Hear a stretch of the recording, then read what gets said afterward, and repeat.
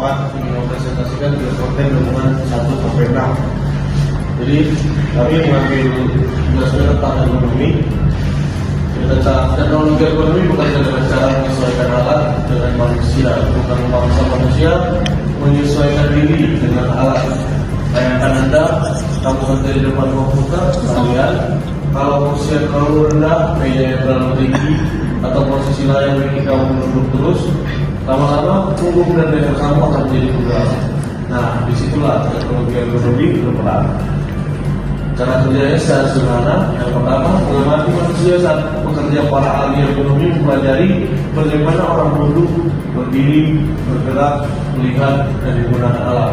Yang kedua, menganalisis masalahnya. Mereka mencari tahu bagaimana produktivitas itu yang bikin tubuhnya cepat lelah, nyeri, atau tidak efisien. Yang ketiga, merancang solusi yang sesuai dengan tubuh manusia.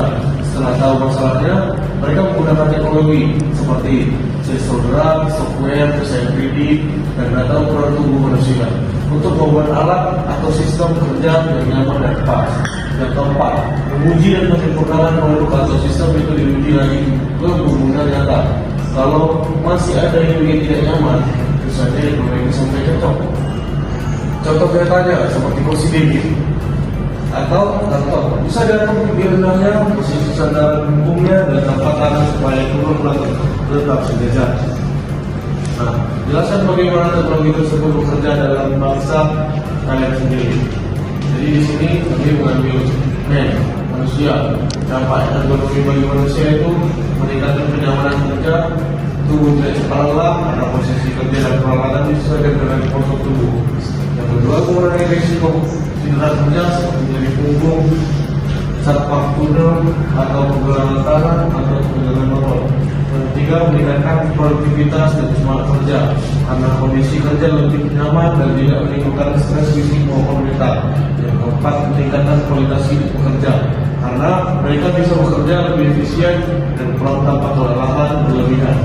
Kesimpulannya, ekonomi membuat manusia sebagai pusat sistem kerja manusia jadi lebih sehat, aman, dan produktif. 2. Mesin. Dampak ekonomi pada mesin. Mesin atau alat didesain agar mudah dioperasikan, tidak membingungkan, dan sesuai dengan kemampuan manusia.